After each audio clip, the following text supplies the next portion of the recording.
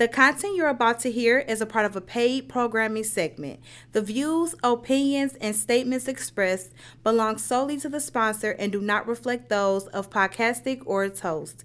This segment is for informational and promotional purposes only and should not be considered as advice or endorsement. Listener discretion is advised.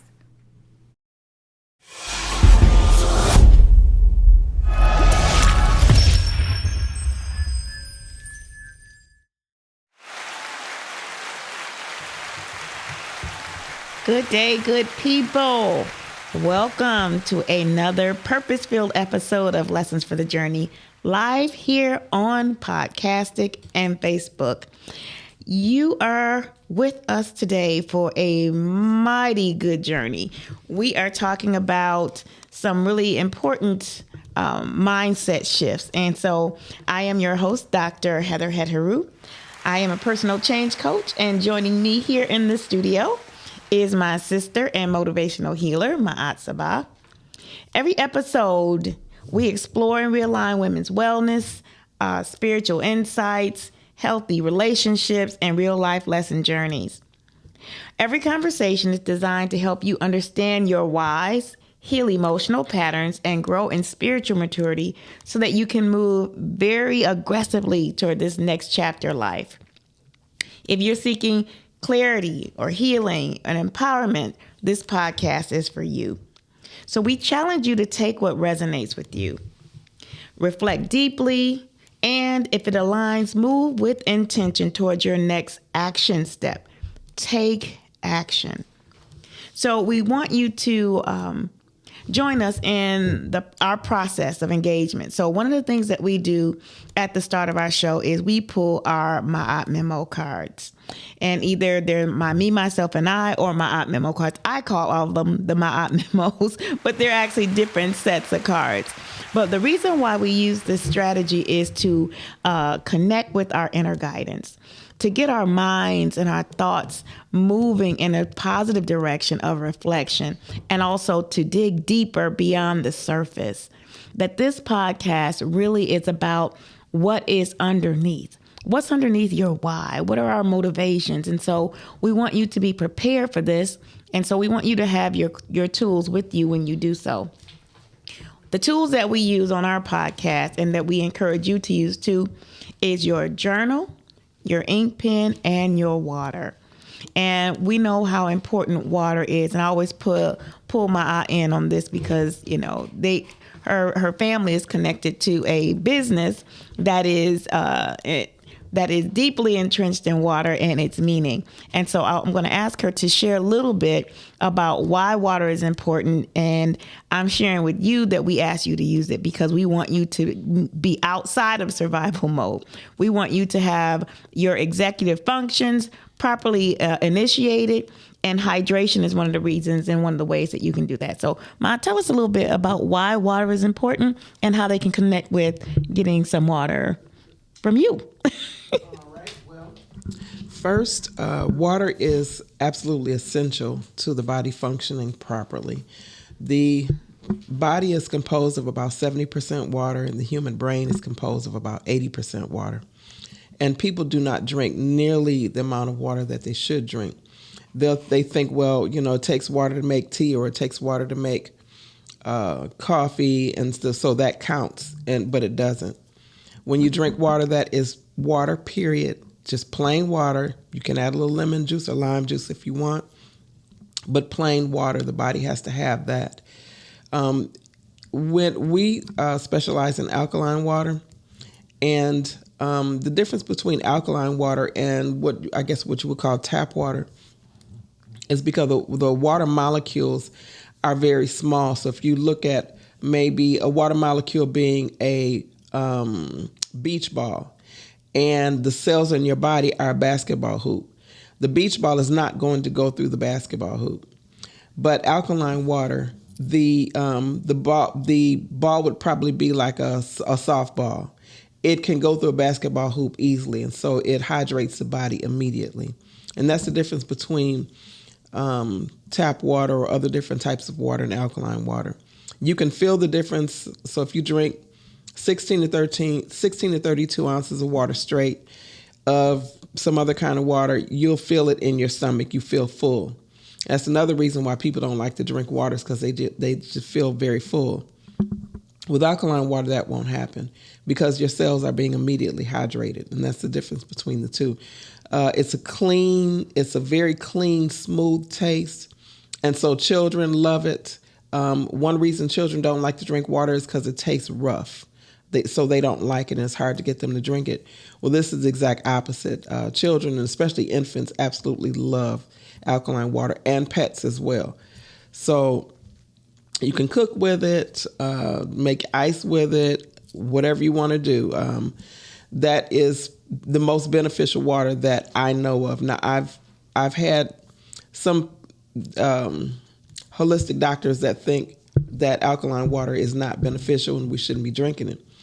But my question is, if fresh water, glacier water, mountain water, fresh water source is naturally alkaline, so why would Mother Nature have naturally alkaline water for us to drink if it was not meant for us to drink it?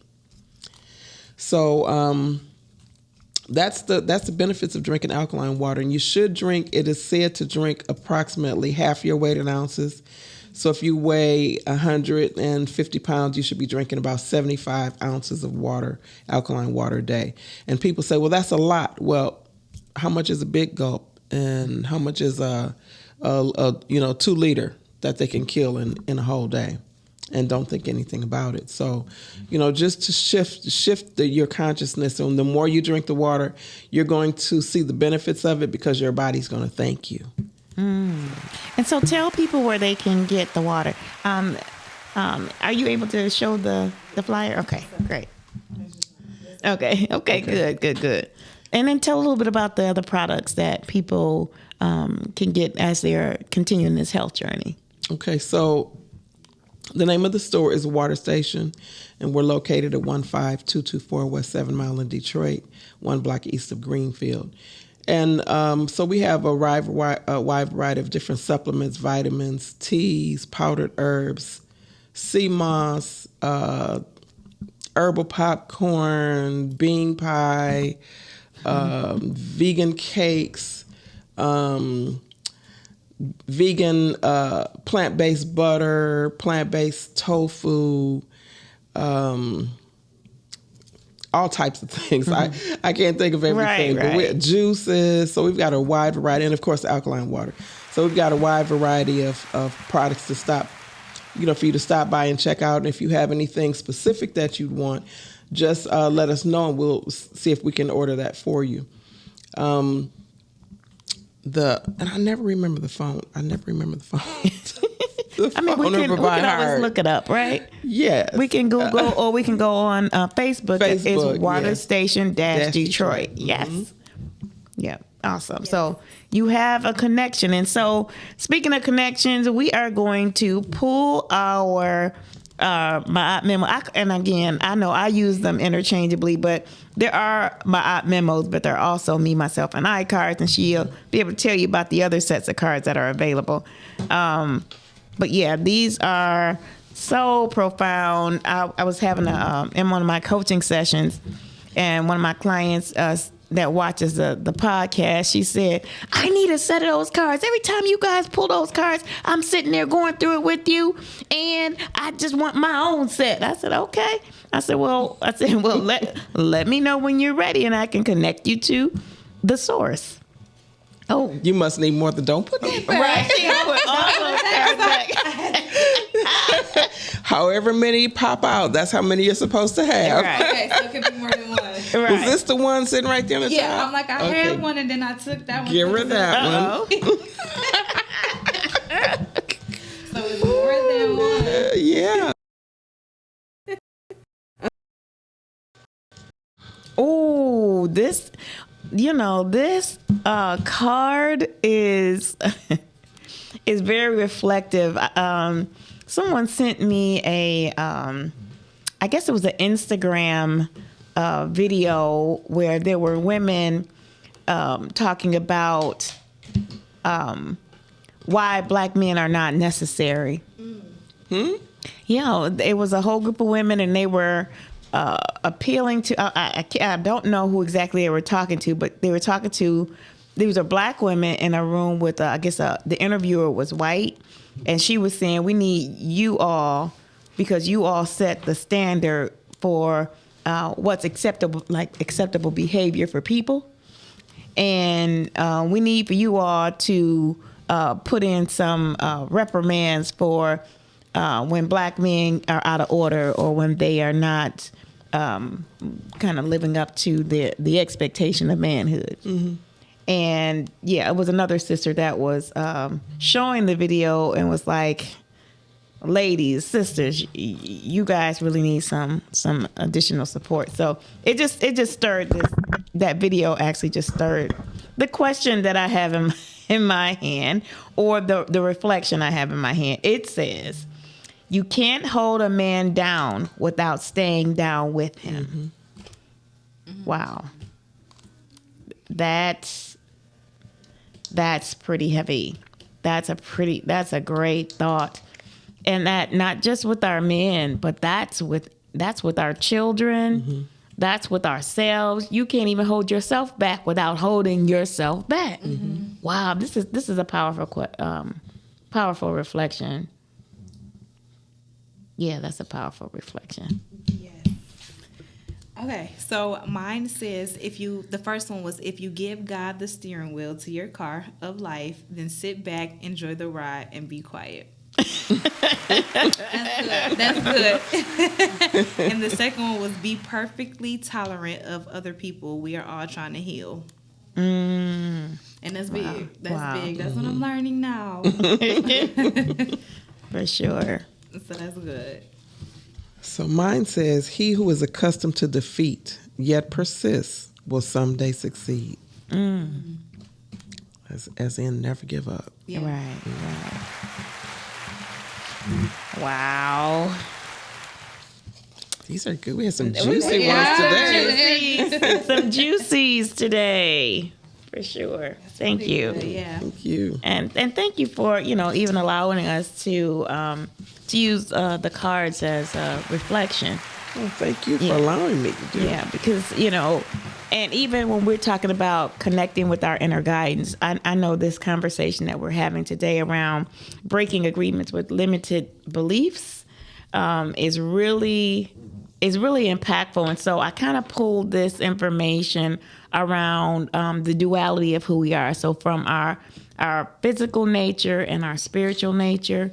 And I really wanted to just really bring this up because I know the people in the room right now, we have been breaking these limited beliefs around finances for about the last month, being really intentional about doing that. And in doing that, it just kind of pulls up so much of the dross in your backstory about how you think and feel about certain things that are part of sometimes part of the norms of society, but where we're called to go now, which is why I'm going to share this reflection to give you to anchor this conversation and the reflection that kind of stirred this whole topic for today. And if you want to call in and join us in this conversation, please feel free to do so at 810-560-0658. Again, that's 810-560-0658. We have some folks out here listening to us. Is that Mista? She said the cars are on fire, by the way. Thank you. What we missed on the water station. Yeah, I did put the flyer back up so that they can have the address as well as the phone number for the water station. Okay, thank you. Hope you get that information. If not, you can just call us and we'll get that information to you as well. So today, this is kind of where the topic came from. So in this season, we, in terms of humanity, have been called to seek the balance of our duality, our physical and our spiritual being. This calling brings about a cause for deeper reflection. There are unanswered questions from our reflections that stir us to remember who we are. This also uncovers our limited beliefs. Our limited beliefs often fuel our way of being. It includes the thoughts running in our background of our decisions, feeding us information as a means that often keep us in survival mode. keeping us going, it keeps us going back to what we know. Today, we are confronting this way of being because the universe is calling us to a higher spiritual awareness, a higher frequency. And for us to get to this higher awareness and higher frequency, there are some beliefs that we have to leave behind because they are both the weight, W-A-I-T, in terms of delay, and they're also the weight, W-E-I-G-H-T, that we put on, that hold us back, that hold us down, that keep us thinking in the same emotional patterns and living them and reliving them over and over again and asking ourselves, why do I keep having this experience? And so some of that answer is in our limited and limiting beliefs. And so our opening question today, and so hopefully you're out there listening and you'll consider this question as well. What are the 3 limited or limiting beliefs that have come to your awareness in the last 3 years?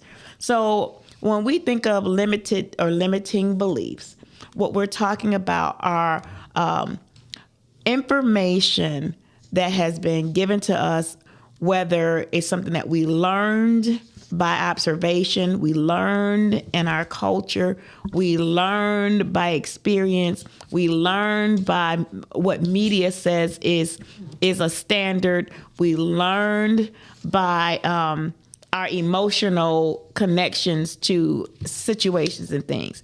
And even those things that we have, the ways that we grew up. Right. And so the ways of being that we have learned to assume that may or may not be based on any real truth, that may or may not have a place in your life today. And so if you don't question those, if you don't go back to revisit and review them, it tends to impact and influence our decisions.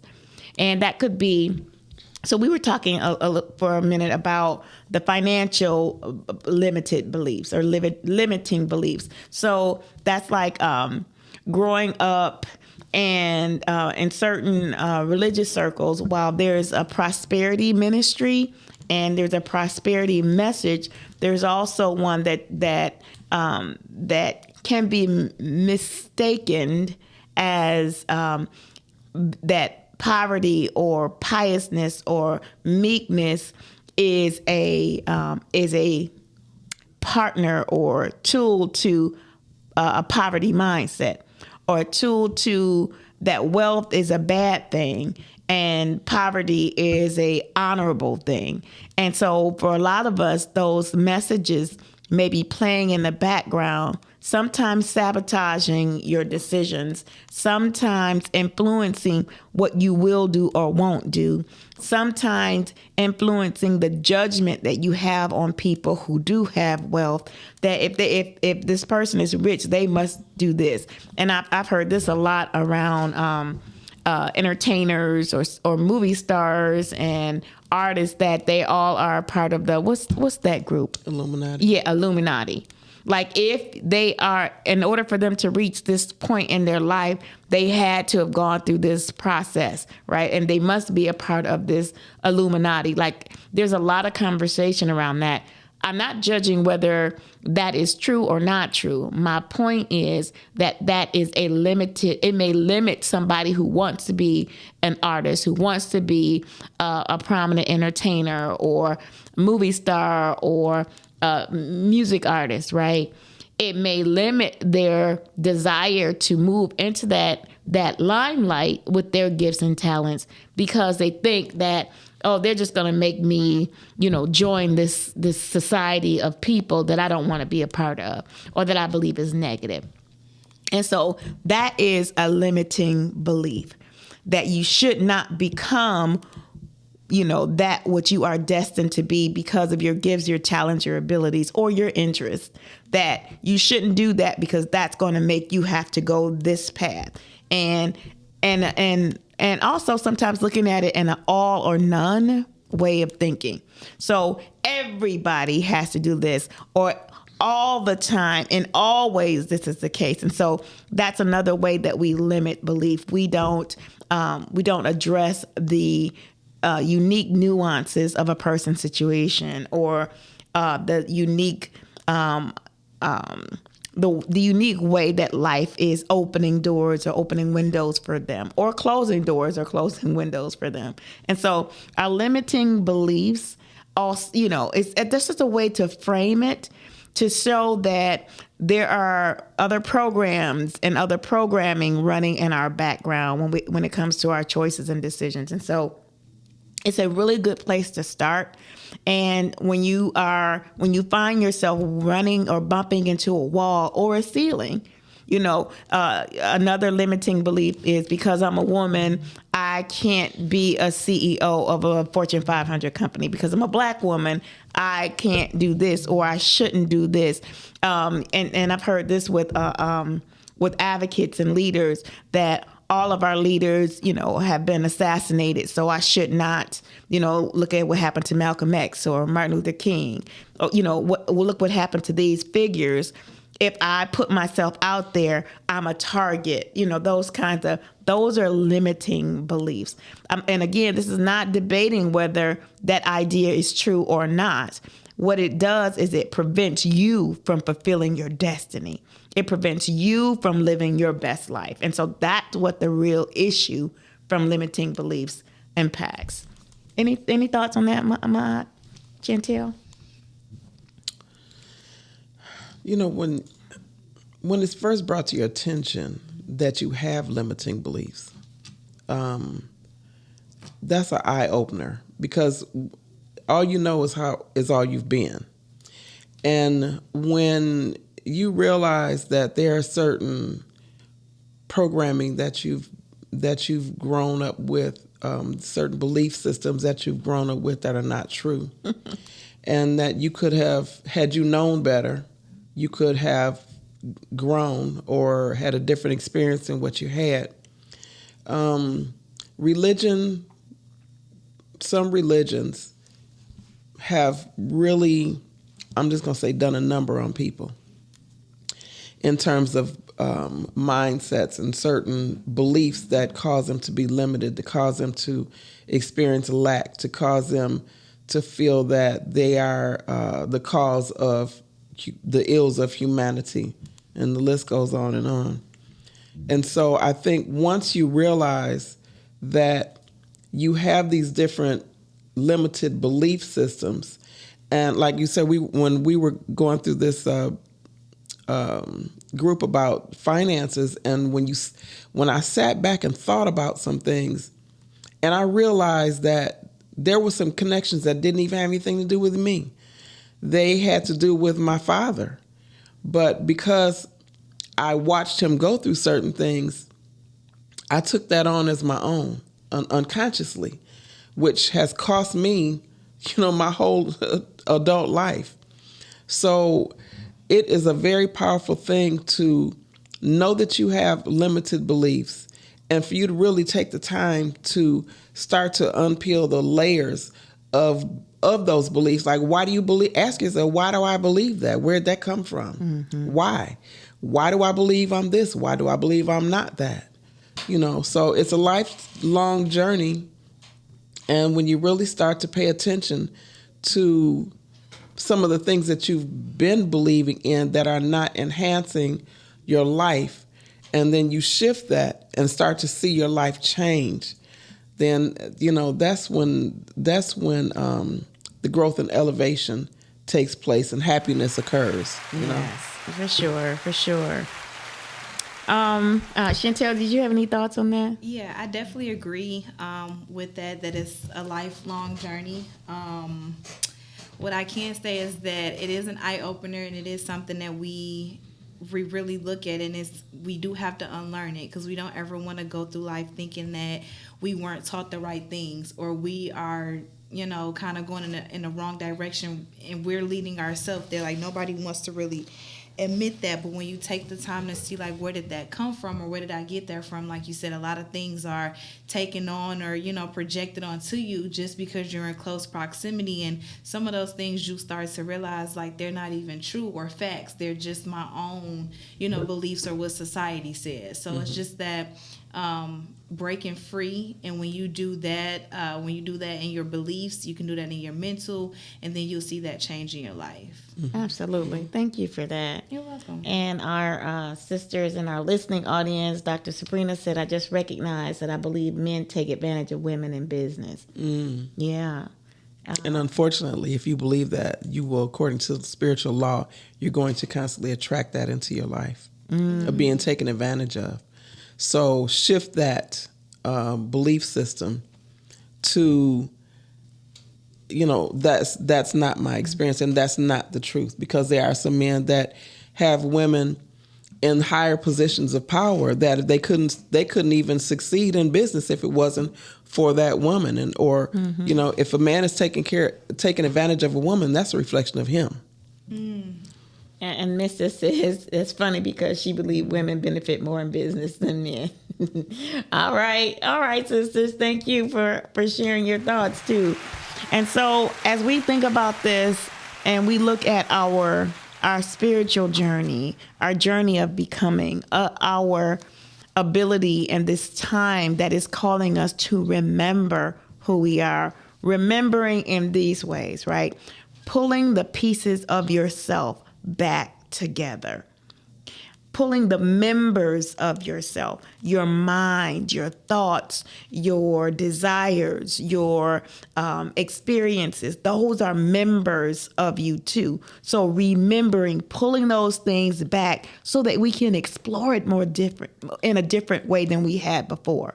So in that space where you are, or you feel challenged, whether it's finances, whether it's relationships, whether it's your career pathway, whether it's your relationship with God, wherever that space is, when you run into that wall or you feel that this is a challenge or that you keep repeating behaviors, that is a clue and a cue to look deeper.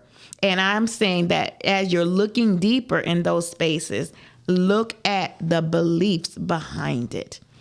What are the beliefs behind it? And again, I believe that for people who have been rooted in a particular religion, that's a great place to start.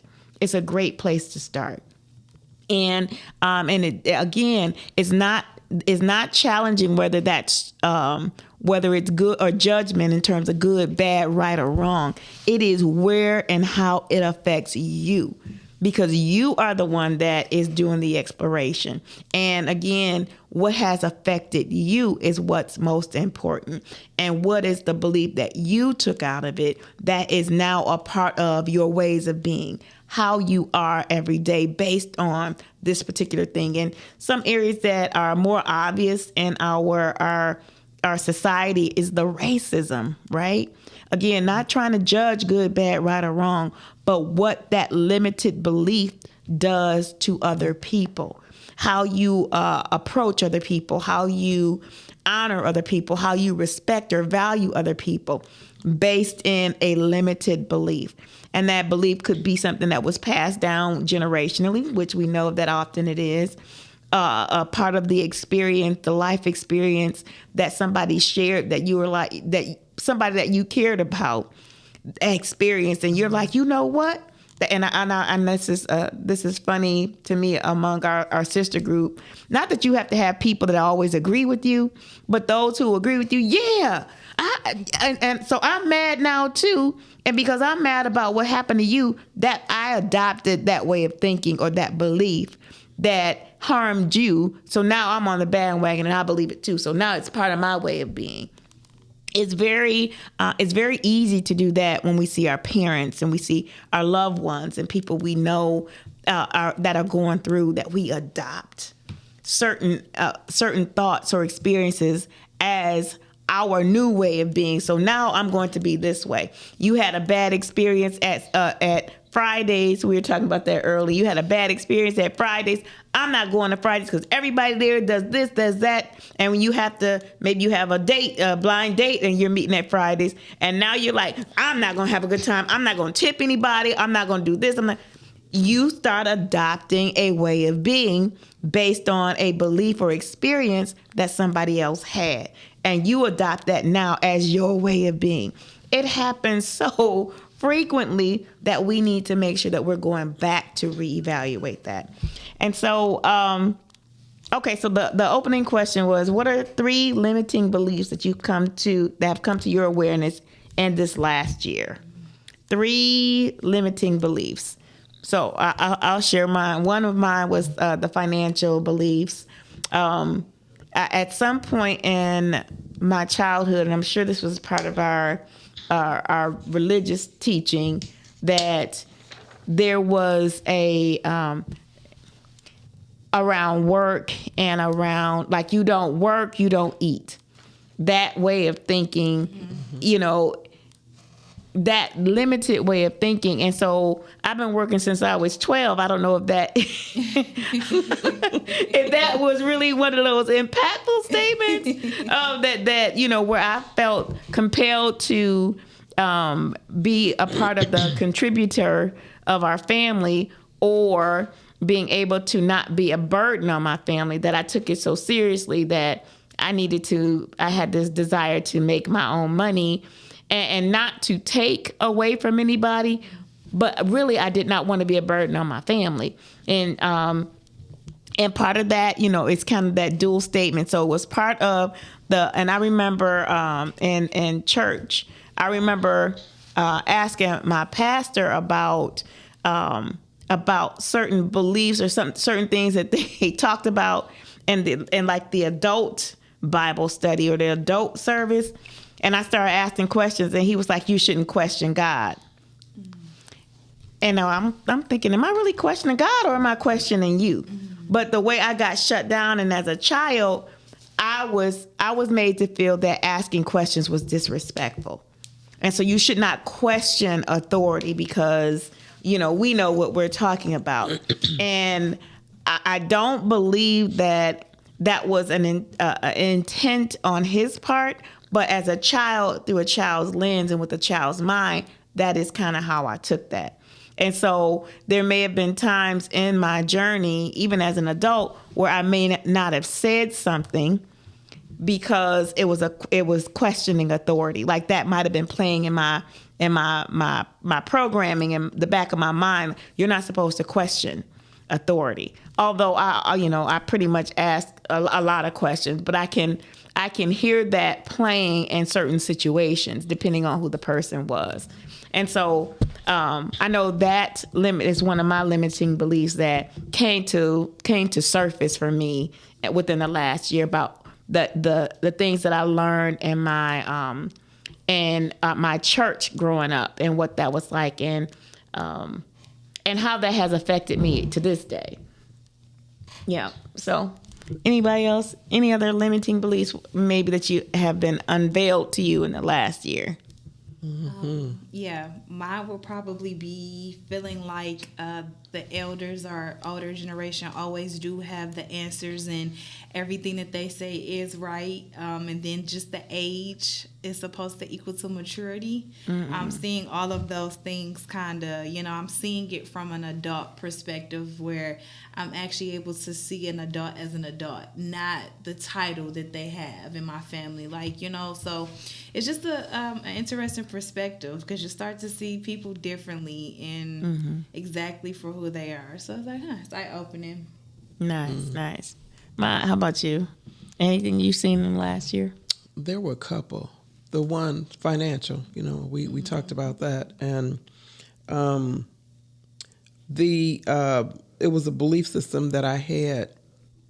It was connected with racism and finances because I watched my dad, who was a prominent businessman in the city, go through an extreme amount of racism, which of course affected him financially on whatever level, I don't know. And so And I watched the pain and the hurt and the anger from him. And then I didn't realize that I took that on. I took his pain on, not realizing that I adopted that belief system as well. But I took his pain on. And then, when I realized that and I let that go, I said, that's not mine. That wasn't my journey, and it's not my pain. It's not the experience that I choose to have. So I'm going to, I've chose to let that go. Another belief that, as I'm sitting here thinking about it, is that I don't have help. And if and when I do get help, the person doing it the way that I really want it to be done. My history has been, and of course, if you believe certain things, you're going to keep manifesting that thing. So the belief has been that when you ask people to do something, and they do it, but they do it so haphazardly, you have to end up doing it all over again. So my thing is, well, I should have just did it myself. If people can't, they don't take pride in what they're doing, or they're not paying attention to what they're doing, I have to turn around and redo what I asked them to do. So why even have you here in the first place? So that has trickled into certain areas of my life, that there's the capacity of people to do things in the way that you would want for it to be done, need for it to be done, that person does exist, and that I don't have to be the one to do everything all the time by myself. Right. And the other one is probably time, that I don't have time. So I really need to shift that one. So, and that, because that's not good. If you feel that you don't have time, then things will show up in your life to make sure you don't have time. You know? Yeah. So I said, we're not doing that one. So. Right. And so here's a little bit of an overview. I want to go through. There's 7. These are 7 of the top limiting beliefs often faced by modern spiritual seekers. But it says those seeking spiritual growth in 2026 are increasingly navigating a difficult landscape that blends ancient wisdom with our modern, fast-paced, AI-dependent, social media and technology-driven culture. This environment often introduces specific limiting beliefs that can hinder genuine development, frequently leading to spiritual bypassing or using spiritual ideas to avoid addressing real psychological or emotional challenges. That can be seen everywhere. Everywhere. I'm spiritual, on my spiritual path, therefore I don't need any therapy. Therefore I don't need any help, any financial help, because God meets all my needs. But also these are ways that God meets your needs by making sure you have people of wisdom in your path to help you navigate those things, is what we do with coaching or therapy or counseling. These are all different ways of helps that are available for people. And so some people, I don't need a therapist. Okay. But you have a need, but one of those needs is not for somebody that is a professional who has skill to be able to help you navigate some difficult points and places in your life. Okay, so just food for thought. Okay, so number 1, here's the first one. I must be healed or perfect to be spiritual. Many mistakenly believe that they need to eliminate all negative thoughts, emotions, or human struggles to be considered spiritual. This leads to the suppression of anger, grief, shame, and preventing true integration. You want to take the next one, Ma'at? Spiritual abilities are only for special people. This belief causes people to feel not gifted enough, doubting their own intuition or inner wisdom, and waiting for external confirmation rather than trusting their internal connection. And I think we sometimes see this when people talk about the gift of being empathic. I think that's where a lot of people, or I've seen people struggle around abilities. If am I empathic, or if I'm not empathic, I that makes me less than something because my gifts don't work that way. And that's absolutely not true. That's another limiting belief, that the only way that you can be intuitive or have wisdom is that you have this particular gift. And that's not true. So our number 3 is I must reject material things to be spiritual. A common misconception is that material wealth, physical desires, and spirituality are polar opposites. This limits one's ability to live authentically, encouraging a false or superficial separation from the material world. You do not have to be poor to be spiritual. And you don't have to be rich to be spiritual either. So if you take the next one. Okay, number 4, if I'm spiritual, my life will be free of problems. This belief in constant bliss leads to disillusionment when challenges arise. True spiritual growth often involves integrating the shadow self and facing rather than escaping life's inherent trials. Number 5, I can't trust my own intuition.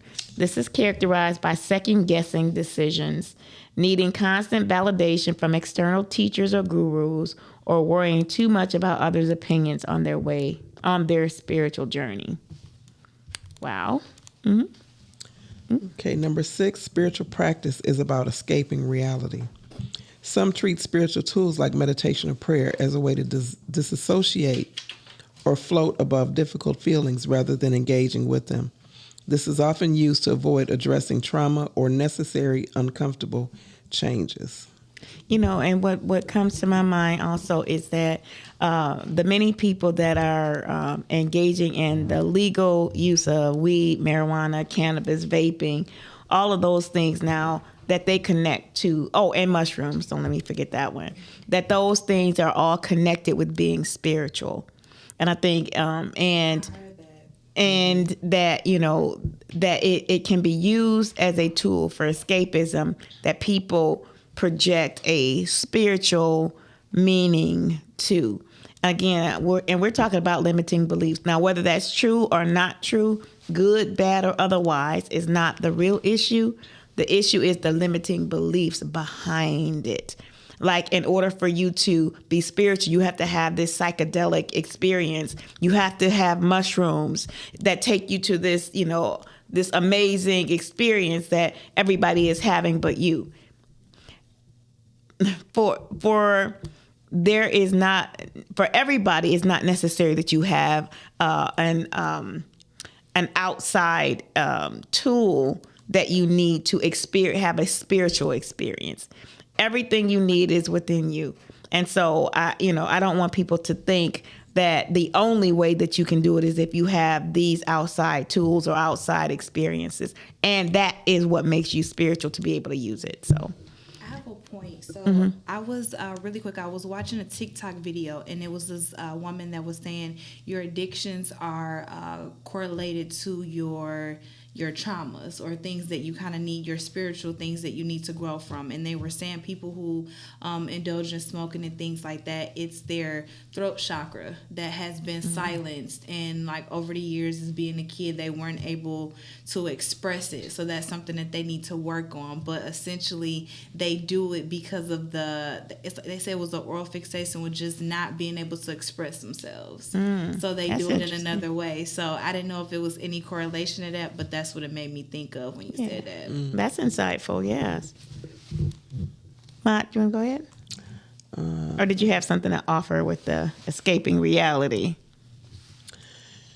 Well, when people take, not a judgment, but when people take whatever it is, like you said, if it's the mushrooms or the peyote or whoever knows what they're going to come up with next.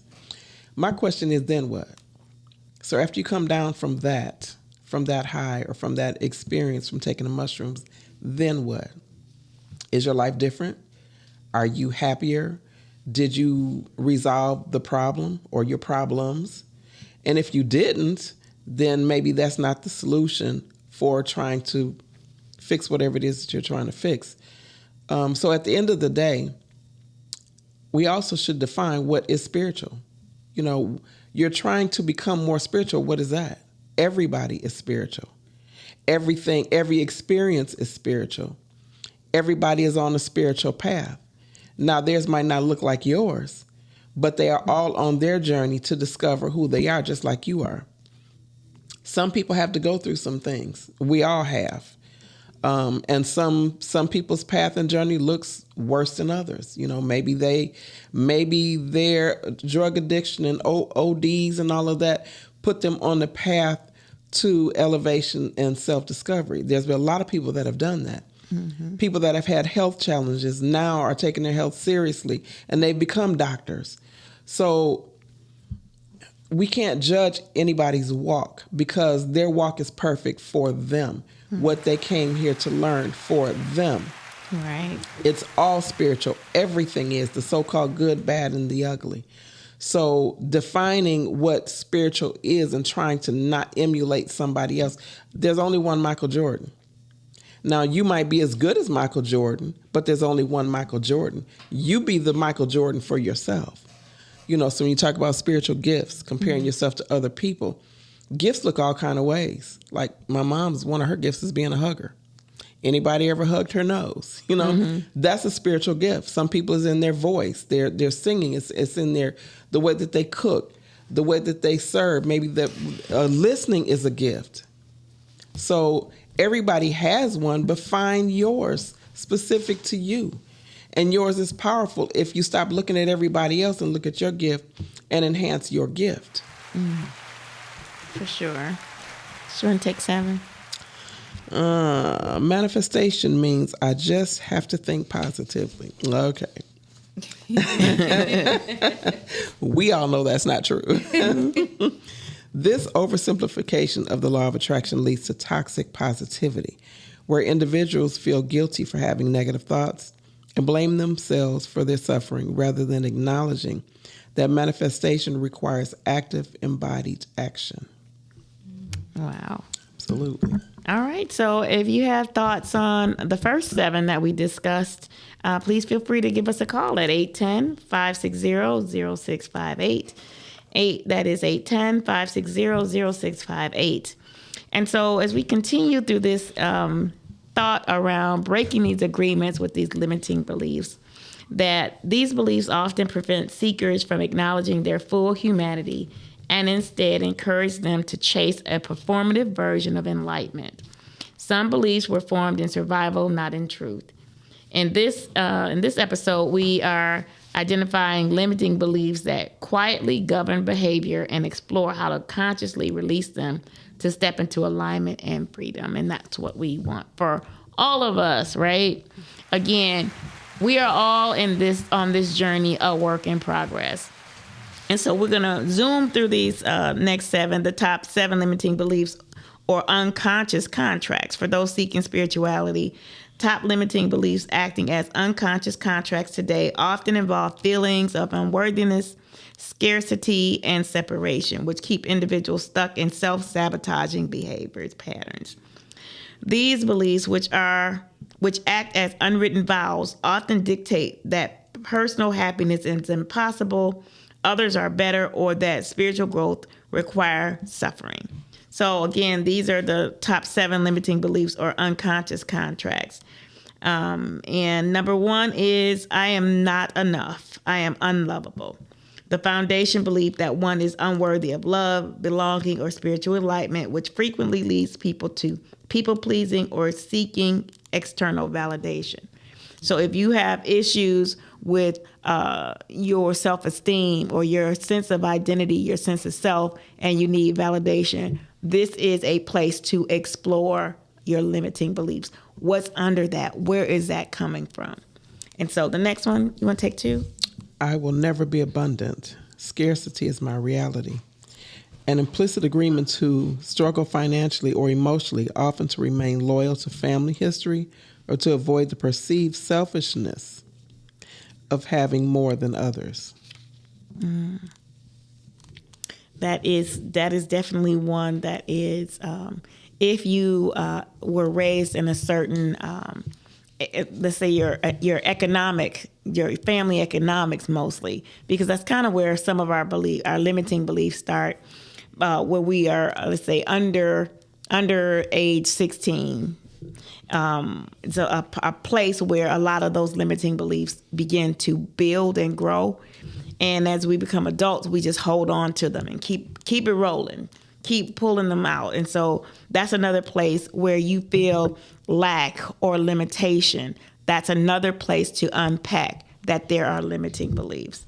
I want to add something to that. When you talked about loyal to family history, if you excel financially out of your circle, out of your community, your family, your community, your circle of people, that causes people to be scared to move forward because they don't want to be judged or don't want to be left alone or don't want to be frowned upon because now you're better than we are. I know. Yeah. Okay. I will always be alone or unchosen. A deeply internalized fear of abandonment that can be passed down through generations, causing individuals to act as though they are perpetually not chosen, not loved, not desired, that there's no one for them. And that is, again, where does that limiting belief come from? So that you can dismantle it, break that contract because you are not in a marriage relationship and you're age X. If you're, you've been married and divorced X amount of times, it does not mean that the person that is your mate is not going to find you or you're not going to find them. So just keep that in mind. Number 4, Ma, go ahead. I'm not a spiritual being. The foundational and most damaging belief, the one that is merely a body separating oneself from their true divine and interconnected nature. Which I guess we just talked about that. Like everybody is spiritual. Everyone. And everything on the planet is spiritual. That's awesome. I'll be happy when the future happiness fallacy, an unconscious contract that postpones joy until an external circumstance changes, preventing the experience of peace in the present moment. Yeah. When I get older, when I get this new job, when I buy this new car, when I lose weight, when I, right? When I retire. Oh, yeah. When I get enough money. Yeah. Yes. Taking the trips, right. All the things that are, again, where is that limiting belief coming from? Unpack it so that it can be released. I just talked about this. I must rely only on myself. The refusal to trust others, the universe, or a higher power, often stemming from past trauma contract that says, I will never get hurt again. I have to look at that again. Right. Putting myself first is selfish. A common, often culturally reinforced belief that self-care is bad, leading to an overextension and spiritual depletion. Yeah. So it's important that we look at those things those truths or those realities that we bump up against, to test them, to try them, to see where it's coming from. When I talk about unpacking, I'm saying to go back and look at how long have you been thinking this way? What are some of the examples of the way or the experience that you keep having over and over again, that emotional pattern? How does it make you feel? These are all the places where you can start to unpack that narrative and start to change it. I want to make sure that we share a few things that are happening in our world before we close out. So there are a few things I want to share. So one is I want to share the Emmy Boys Boot Camp, which is going on right now. It's a Tuesday and Thursday for mothers and grandmothers that have sons between the ages of 8 and 16, and you are trying to connect with them. This is a decision that you as the adult, as the parent, have to make. Our boys would rather be isolated and be on their own than be in a mentoring program. Most of them can't make that adult decision. They rather be in their room playing their video games and not have any attention drawn to them so that they can continue on the path that they're going. You as the adult, mom, grandmother, dad, auntie, we have to make those decisions for them to help them get what they need. They don't know until they're there. And we're talking about a program that has served over 24,000 young people. 24,000. 68% of that are boys 8 to 18. And so this particular boot camp is another way to help them build a sense of identity, build fitness, build relationship, build character. If those are things that you know your son, grandson, nephew, your student in your classroom needs, please direct them to this program. It is, at this point, it is a free session. It's a free session for them to engage in this process. Get them connected to positive men. There are men only running this program. There are men coaching and monitoring and mentoring them. It is it's a prime time to do so. It's a partnership with Cornerstone Schools. It is opportunity for you to put your boys in good hands. And so please make sure that you take note of that. You can go to the Emmy World website, EMIY World, WORLD.com. Register him today. Make sure that he is there this Tuesday. It's Tuesday and Thursday from 6:30 to 8. Make sure your boy is there. Give him a chance, especially if he doesn't have a positive male to model. If he's up under you all the time, he needs to have a balance of man in his life. So please do that. The next thing is the Emmy Way.